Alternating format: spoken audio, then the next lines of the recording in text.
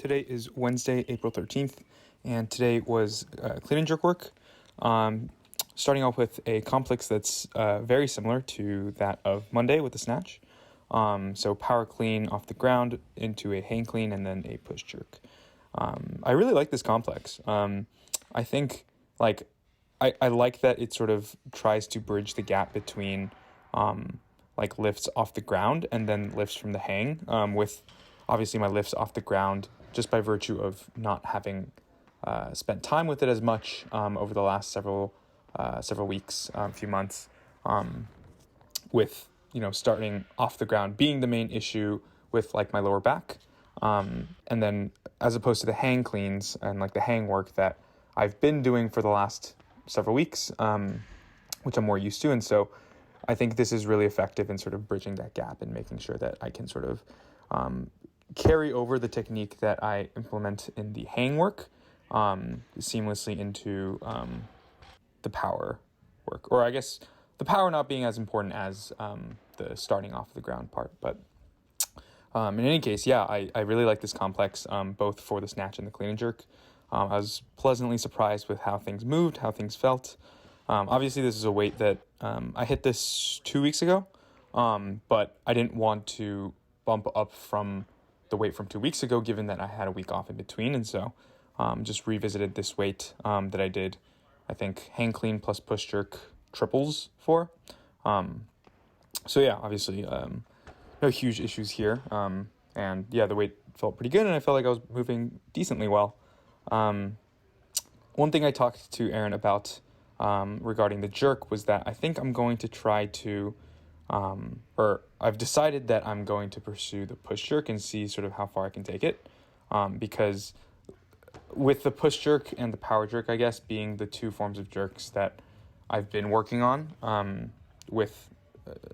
I think the reasoning behind staying away from the split was the asymmetry of it. And with my lower back injury being biased towards one side, the left side, I think the idea of not doing the split was just to avoid any potential re-aggravation.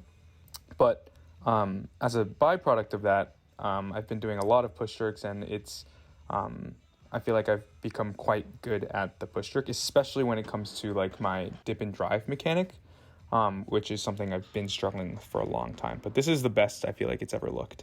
I don't know how much that has to do with the fact that it is a push jerk, and like maybe I would be able to implement the same mechanic in the split jerk. Like theoretically I should be able to, but I don't know if I should be, or I would be able to in practice. But regardless, I think pursuing the push jerk and trying that out in competition for the meet I have in 6 weeks, the PWAs, I think will be interesting. But yeah, so those were pretty solid. Moved on to the clean high pulls.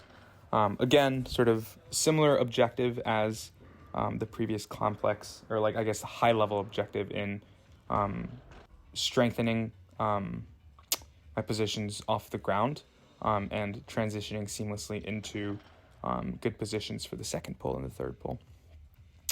I guess not really the third pull for this exercise, but the second pull definitely.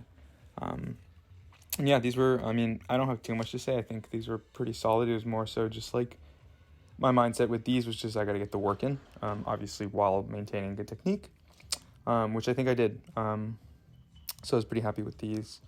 Yeah, pretty happy with the day overall. After these high pulls, I moved on to, or I did horizontal rows, or Pendlay rows, I guess, because that was the sort of only form of horizontal row available here, and then did dumbbell overhead walks, and then that was pretty much it for today. Yeah, nothing much else to say other than today was just a pretty solid training day. The knee sleeves were huge, again, like I mentioned, on Tuesday and Monday. But yeah, that's about it. Next session is Friday, so stay tuned for that.